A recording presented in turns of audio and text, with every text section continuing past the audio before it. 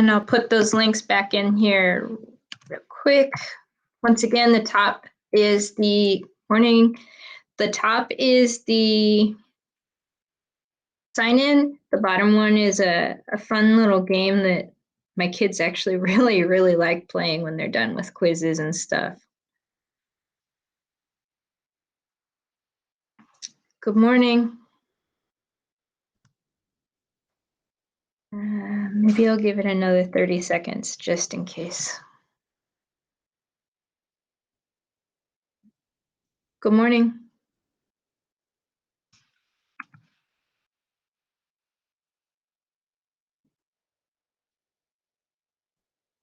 So if you can put into the chat box your name, position in school, and then something that you like or dread about communicating with your students' families. Good morning. Definitely. Good morning, all.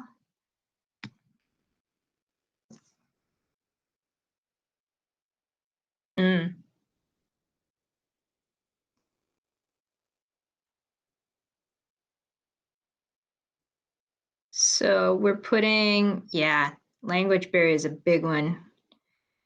Yep. Finding the people to do it, right?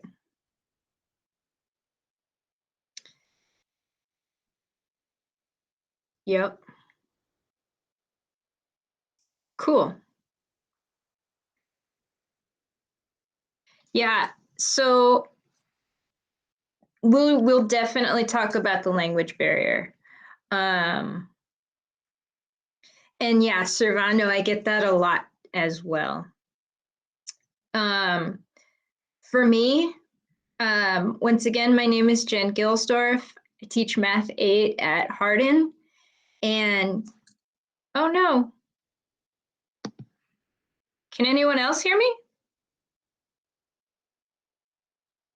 Oh, okay.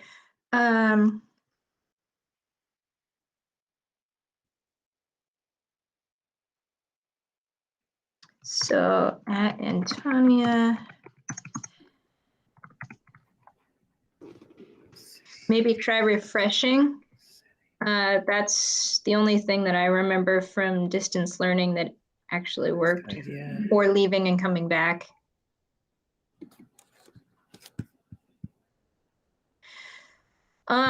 So for me, I really like contacting families, especially about the positive things, for the same reason that I think it was Jose mentioned, that they often tell me that they've only ever been contacted for negative things.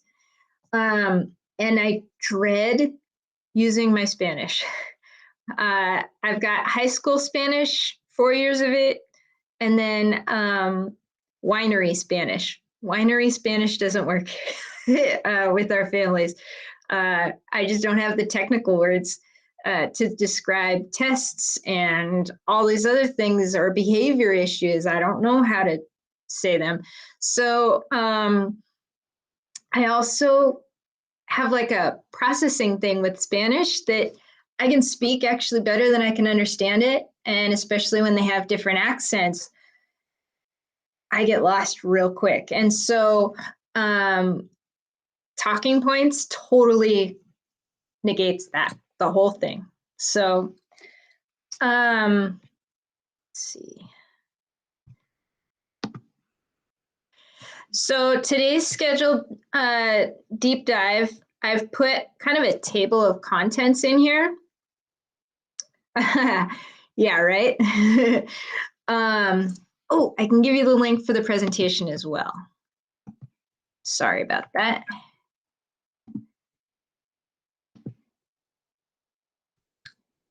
There's the presentation. So I've linked each one or each section in here so that if you want to come back to it, especially during the sandbox, and go to a specific section, just click on the table of contents section that you want to go to, and it should take you to that slide. Each one also, at the end of each section, has a link at the bottom right corner of the slide to go back to this table of contents. So hopefully it's as easy as possible to use. First, we're going to look at benefits, logging in, downloading the app, different settings you can apply, making classes and loading students, sending your first announcement to the families, because your first announcement is kind of like your first impression, and you don't want them to unsubscribe immediately. Sending messages to one or many families, which is so cool. How to view replies and reply back, and then they have an analytics page as well.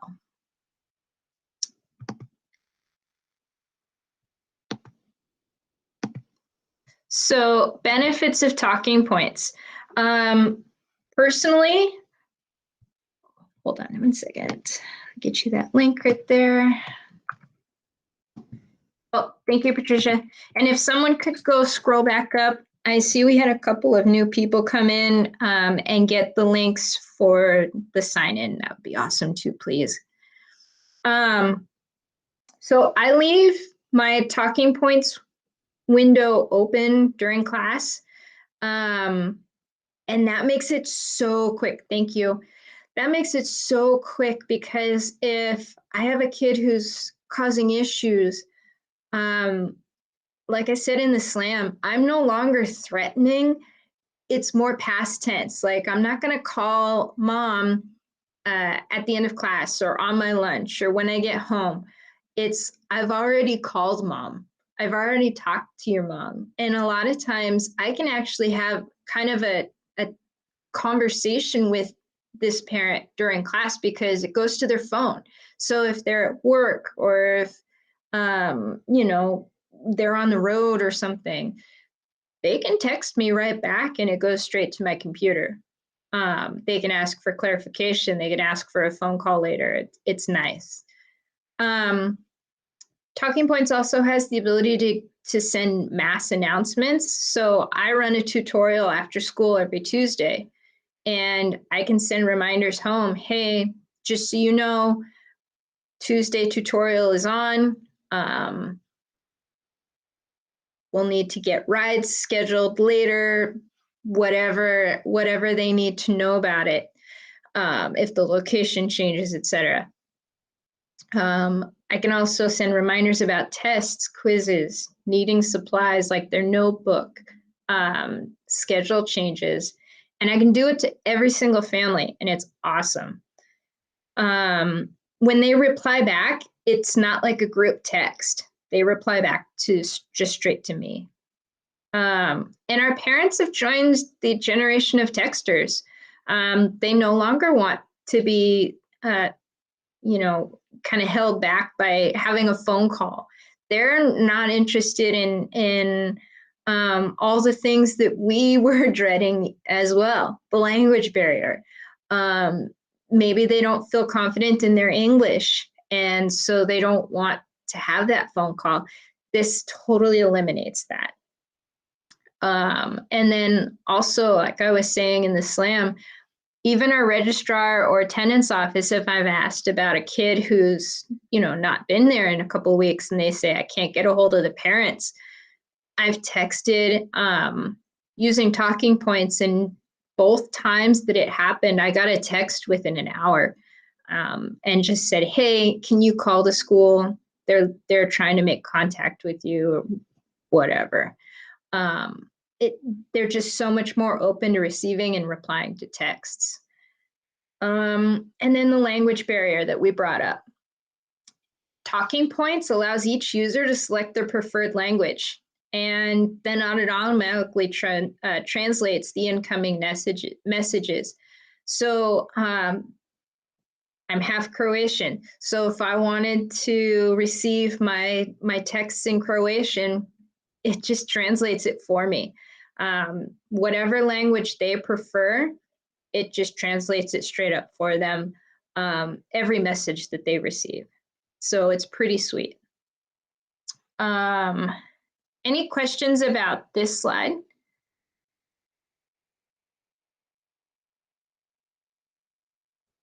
Cool. You can also write, I've also written some in Spanish. We'll look at that. There is some funkiness with texting abbreviations, but I have a slide about that as well. Yes, you can write in whatever language, and then you can use the translator or you can not use the translator. There is an option for that. Yeah.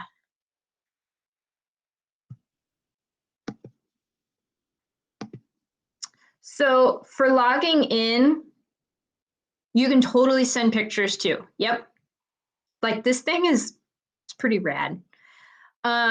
So you can, when you log in, you can access it through Clever if your site has purchased it. My site has not purchased it, or if they have, we're not using it until next year. I'm not totally sure, but I'm using the free version right now. And I go straight to the Talking Points app and sign in through that. I do use my Google account, so it's nice and easy to sign in. And I also have it on my phone. I know a lot of teachers don't want to use it on their phone because it connects the Google accounts, but I like having that ease of being able to pull out my phone, even if I'm not at my computer during class, and be able to send a quick text home. If you have access to the paid version, it should be in Clever. So there's two apps. There's a teacher's talking point app, and then there's a parent's talking point app. So you want to make sure that you use the teacher one if you download it to your phone. There's some really awesome settings that you can be able to use. You have office hours. So if you are on your phone, it will just not, actually, I don't know if it sends a reply back to them or not saying any message about not being in office hours, and they'll get back to you when office hours are on again. I don't use it because I just don't have my notifications on my phone. So I'm not being kind of tied to it, but it's an option if you want. You can change your avatar. So that's my avatar on that one. And you can also change the notifications. So it's every incoming message. I believe the other frequencies are every couple hours or twice a day or something like that. So lots of flexibility in how you get contacted. Any questions on this part?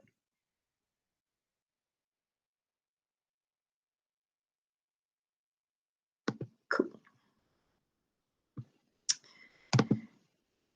So once you've logged in, the way that you make classes and load students is different if you have the paid version or not.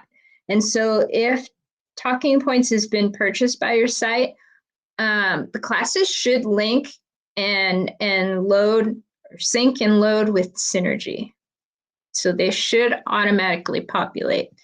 If Talking Points has not been purchased, like the version I'm using, you have to manually add a class using that button and then enter each student's information. Now, I made an extra credit assignment at the beginning of my year, and I said, you know, if you're sign up or get your parents to sign up using this code to put you in the correct class period, and they write back to me on Talking Points, you get a point of extra credit, which is huge because I don't give extra credit. And so I got maybe a quarter of my students to already get their information in. And I knew it was the correct information because they were signing up with their own telephone numbers.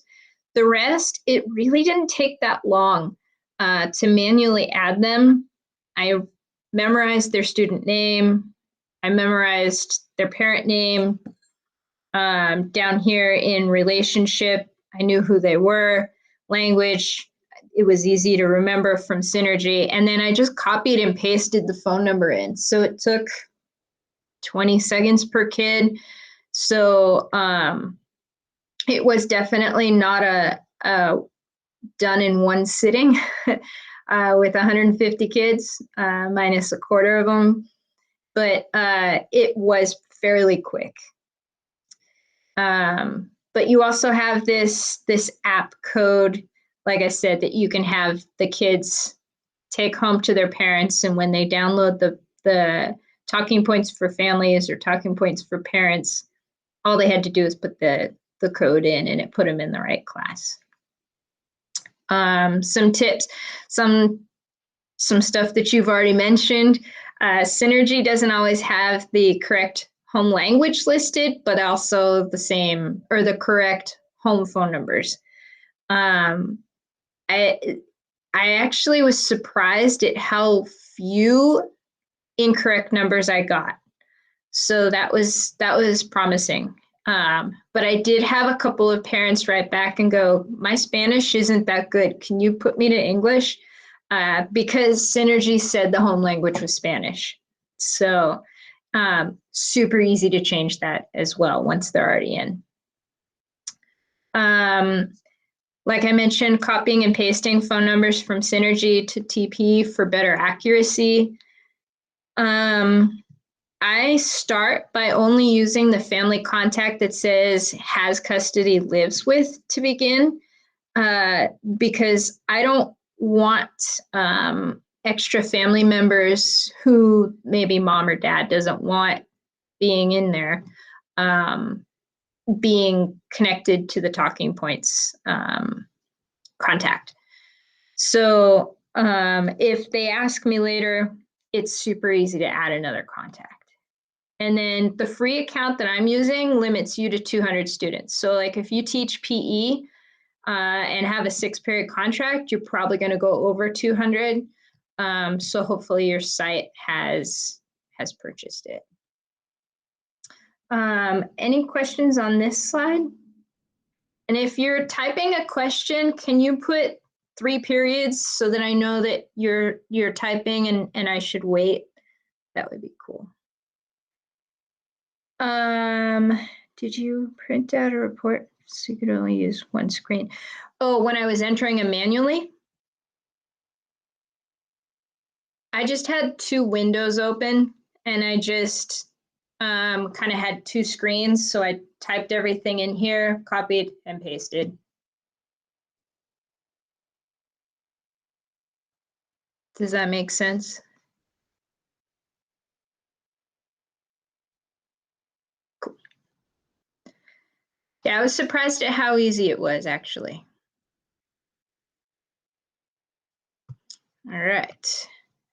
So sending your first announcement is huge because it's setting it up for them to receive further communication from you. And if it doesn't go well, they'll likely not keep subscribing to it, or they'll click unsubscribe. So once your students are entered into their respective classes, it's time to send that first announcement home, make contact. So they have very, very clear buttons. And so send a class announcement, choose which classes you want to send it to, and then announcements get up to 600 characters. So they also have templates, and this is one of the templates that they suggest for making that first message home. And it does great. It introduces who you are. I suggest adding your school and what subject you teach, because I've had a couple of parents go, sorry, which school are you at, which student, because they have different kids in different schools. And so especially at the beginning of the year, they probably don't have all the teachers' names quite straight with who is teaching which child. I also removed this unsubscribe sentence here at the bottom in orange with the orange arrow, because I don't want them to unsubscribe. And if they don't know to type goodbye, then they don't type goodbye. But I do like leaving the sentence in that says, I'd love to hear from you. Please reply to tell me something about your child. The coolest things happen. They tell me, my child should be wearing glasses, or my child is really shy. Can they sit in the back of the class? Or they tell you things that the kids definitely aren't going to tell you right off the bat, but really, really helps solidify that beginning of a relationship with them. So it was a nice little surprise when I first started using this. There are other templates available if you want to use a different one than this. You don't have to think about it too hard. Any questions on this? Cool. So I forget who asked, but Patricia, yeah, so you can attach files, you can attach a picture, you can give access to a Drive file, a Google Drive file. Ooh, thank you, Servando. I'll wait for you before I move on. You can attach a poll to it, which is way cool. I haven't tried doing that one yet. And then you can also change the messages style.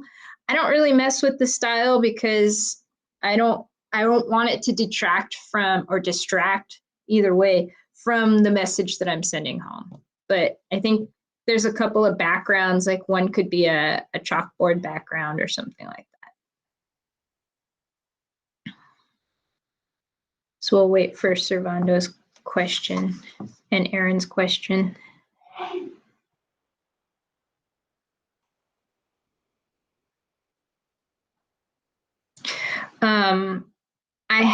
Excuse me. I have attached Google Forms to it before. I've not attached pictures yet, though. If you're using the school-created classroom, can you write directly in Spanish instead of relying on the translator? Totally. Yep. And are all yes, they're all archived. And yes, you can absolutely access every conversation you've had with specific students. Servando, no, you just start typing in Spanish. And do you send exclusively to parents, or do you use it for students as well? I only have used it with parents or guardians or siblings. So no, I don't believe it is translated Spanish to Spanish. You'll see in one of my future slides how it looks. Parents have to make an account. It automatically makes a two-way text. Yep, regardless if they have app or not. And you'll see that in a future slide as well, because it'll tell you who has the app and who does not, who's just texting. Yep. I also made a test account in my name so I can show you what it looks like on their end. Any other questions on this?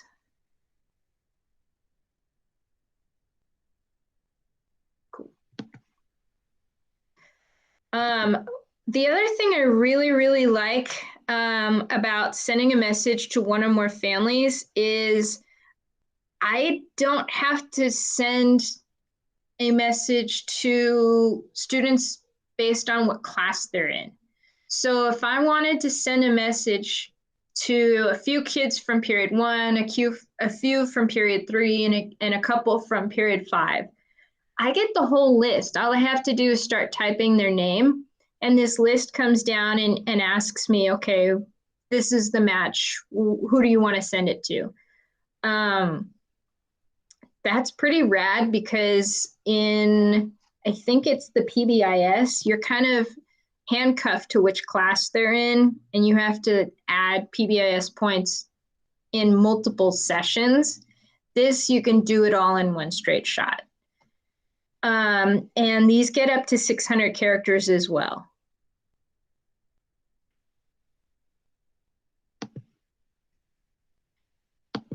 You can also, there's not really a huge difference between messages and announcements, but messages do not allow you to change the style. Announcements do. And you can also save your messages as a template. So for me, with my Tuesday tutorials, I can save my reminder as a template, so I don't have to keep typing it in each time. Reminding parents that it's from 3:45 to 4:45, it's in this room. And if everything stays the same, it's easy to just save it as a template and then make little changes if I have to. Any questions here? Jennifer, I have a quick question about, oh, wow, that's some weird sounding things happening. Sorry about that. I have a quick question about how you are manually adding the student parent contact information. I understand the two windows, but were you using a specific report in Synergy? No, I was clicking on each kid's name and then just taking it straight off that initial info screen. Okay, thanks. Probably creating a report would have been easier, but for me to learn how to create the report and then get the report and then print the report, it was just quicker for me to click on their face, and that initial page had every piece of information I needed. What privacy settings do we need to change? I'm sorry, for what? Well, you put up here, you probably already mentioned this, but you put, don't forget to change the privacy settings, allow you to insert pictures, files, links to your drive, or a poll. I don't know. You just mentioned it up top there, and I wasn't sure which ones you were talking about. Oh, I see what you're saying. It's for the drive, a Google Drive file. Okay. When I first put out my first Google form, I didn't say that non-SUHSD people could view it. Mm-hmm. And so I got a lot of messages back right away, and I was like, oh, oops. So that's for your Drive files if you're going to attach a Drive link. Thanks. Yeah, sorry about that. Very good question, though, because it really did trip me up.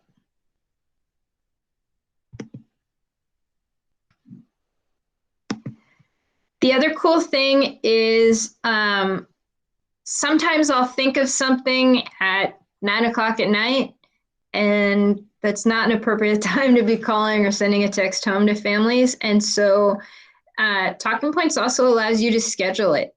And so I'll schedule it for 7:30, 8 o'clock the next morning, making it a much more appropriate time to be sending messages home. But it's nice because I don't have to remember to do it. Makes it really, really easy. And so I know it's small, but I took screenshots of what it looks like with the app and without. So with the app is on the left-hand side there. And you can see that I made a test student. But their student's name should be there where it says test, because that's where I wrote test in. And on the right is before I made my student account. So that's just me sending a text. That's what the text looks like. So it has hyperlinks and everything. I tried clicking on the speaker button on the left one where it was in the app, but I just got the spinning wheel of death. So I would imagine that at some point it would speak the text to me. What's also nice is the app, when you say write a message at the bottom of it, basically you're replying to the message I sent. There is a speech to text there. And they can also send pictures back to you and links and files and such. Any questions on that?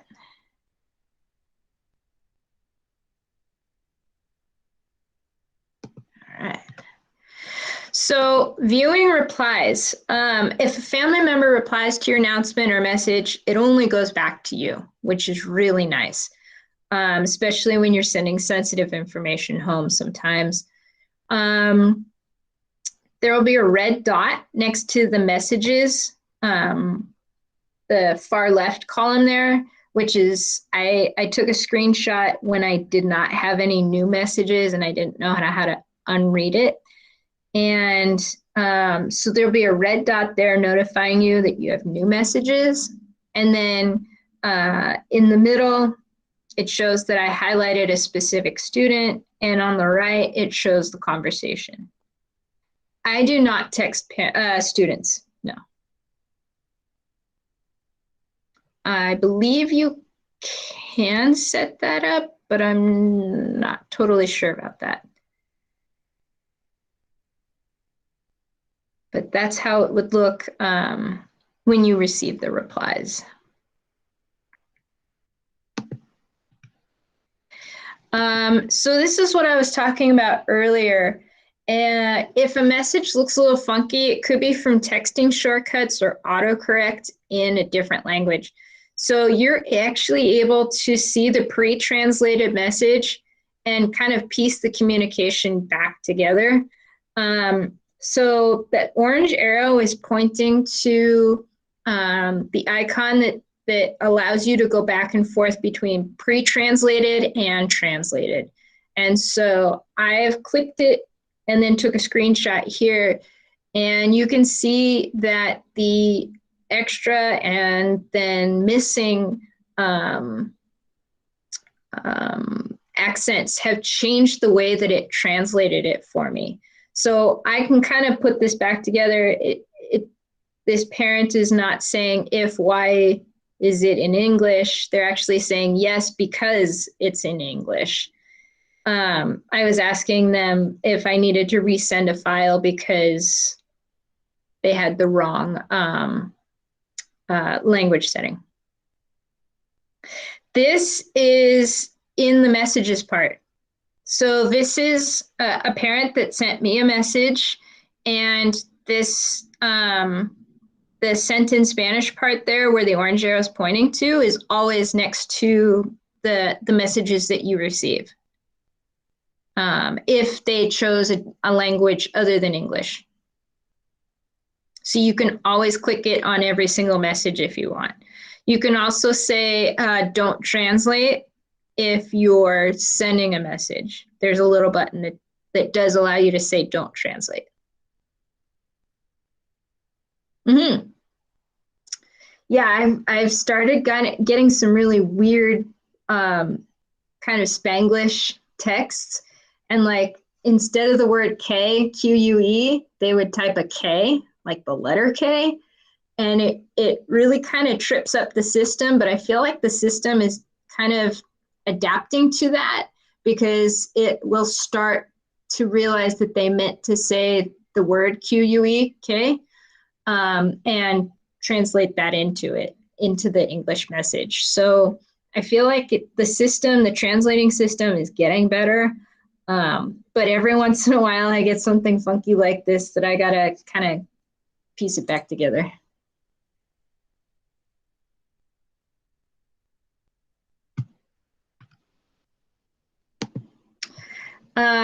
So families with the app versus without the app. There's a couple ways you can tell.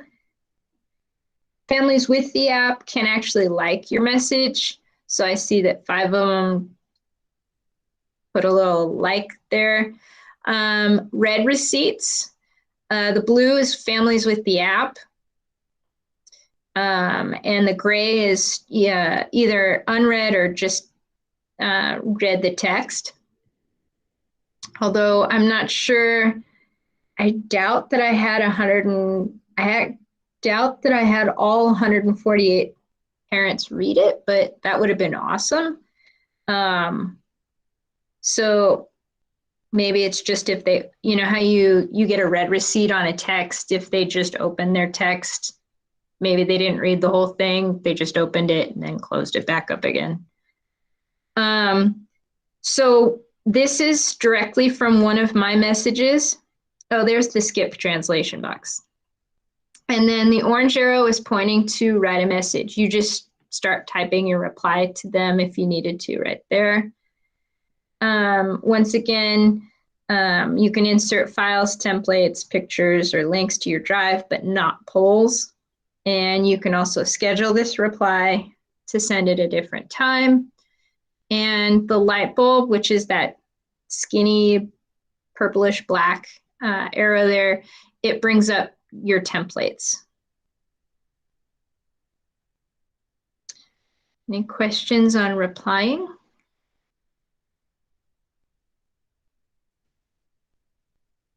Cool. The analytics page, I'll be honest with you, I don't use it pretty much at all. I check it every once in a while just to see if anyone is unsubscribed or if they have an invalid number and I need to try and make contact in another different way. But it has a lot of data on it, such as contacts by language, ELLs, which I'm not sure where it gets that from, valid phone numbers, subscribed families, and contacts by platform. I don't know. I'm a math teacher, so I'm kind of a data hound, and I find some of it interesting, just not completely useful to me. So I just put a couple of pictures there so you could see kind of what it looks like. Any questions on the analytics page?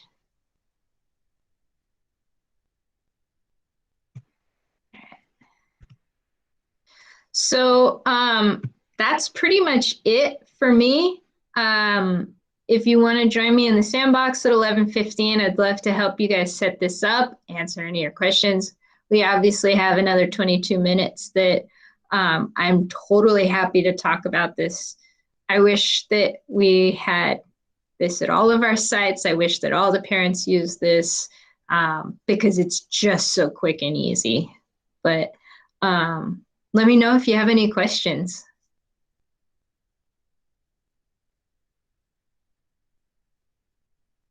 You're welcome.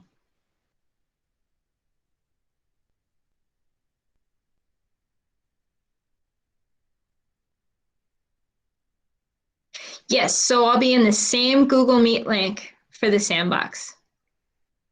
You're welcome. You're welcome. So with a student who repeatedly causes disruptions, yes, at 11 o'clock, I've actually brought a kid over to watch me send the text home. Like I said before, I used to threaten. I mean, it's easy, right? Oh, I'm going to call your mom. And of course, they don't want you to call their mom. But if you're able to say, I've already called your mom or I've already texted your mom, and they're like, what, right now? And I'm like, yeah, come here. And I've brought them over to say, look, like, I've told mom, this is what's happening, or guardian or whoever is in the contacts. And it generally changes their behavior because they know that we've formed a team. We're hitting them from both sides now to be better behaved, more respectful, more polite. And I don't have a ton of issues like I used to. I don't know. Does that help? Yeah, what I'm wondering is my audio okay? It sounds really weird. Okay. Well, let me turn mine off. Oh, okay. Yeah, maybe that's weird. So oftentimes I find the students who are the most problematic, they have the worst home information. So tracking that down sometimes becomes an issue. And the other question I have is, do you let your parents know, oh, this is the period I have your student, so this is the time when I most likely will text you? Do you go that far? At Hardin, we're on a rotating periods schedule, so I don't have them in a consistent time period. But that's kind of the beauty of texting, is that they get it when they get it, and they send a reply when they can, and then I get it when I get it, and I can get back to them whenever. And yeah, they generally don't have the most amazing home life if they're acting out that much in class. And so I've actually had some of the best conversations with those parents, because some of them really have no idea why they're acting that way, and it gives them a place to vent. But also it allows us to talk about, well, what have you tried? Well, what have you tried? You know, and kind of come at it from both directions, and kind of work it out together.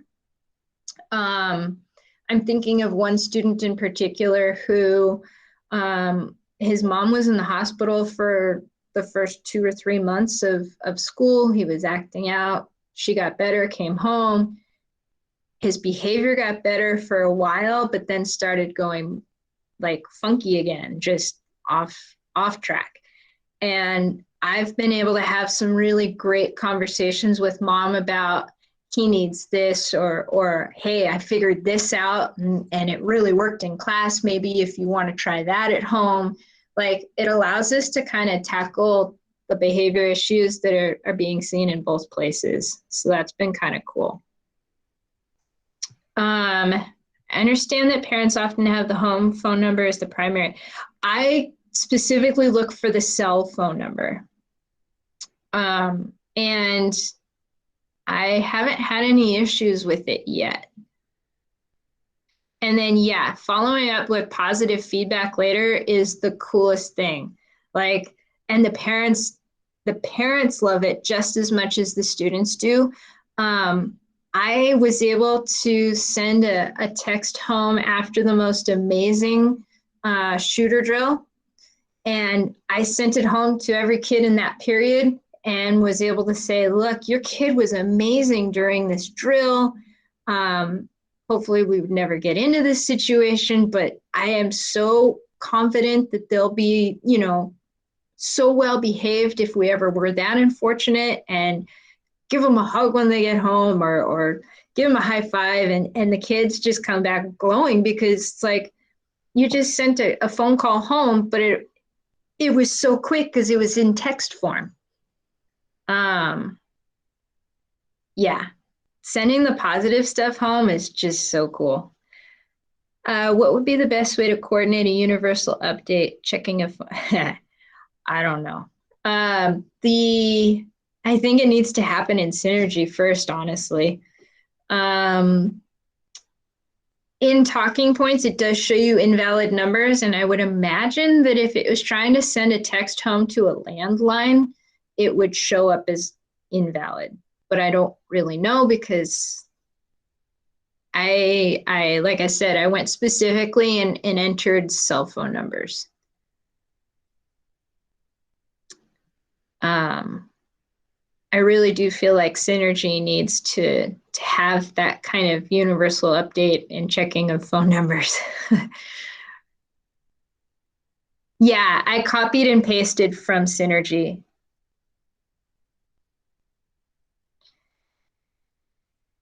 If you have the purchased version, though, it should pre-populate those phone numbers, but it'll be the same phone number.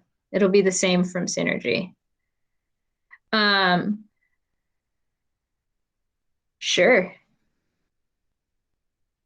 It's really easy to change the phone number and the information. If you do have a parent that says, hey, can you change to this number? It's because this was my work phone, or they do want it on their work phone, stuff like that. Super quick and easy to change.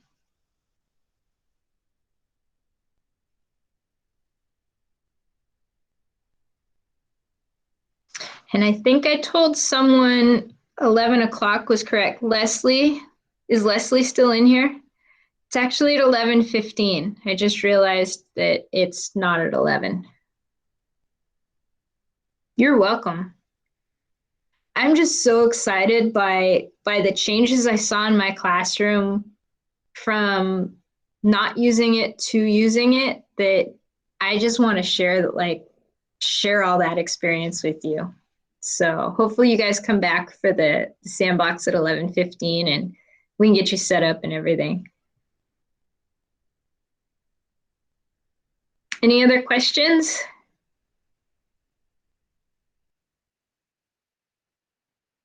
All right, cool. So I will see you guys at 11:15 if you want to come back and play around with it. Same link.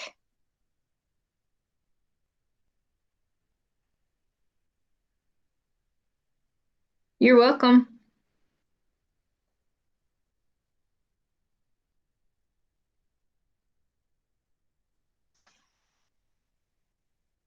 $11:15.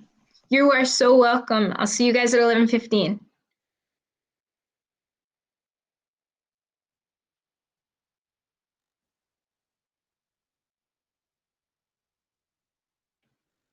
You got it.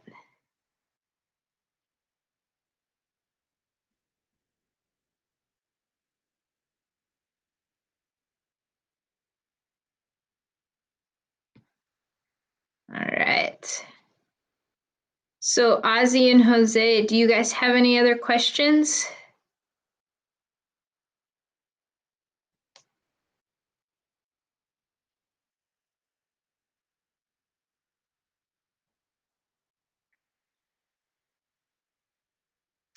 All right, I'm gonna go ahead and close the link now, and I'll see you guys back at 11:15. 11:15. Thank you. You got it.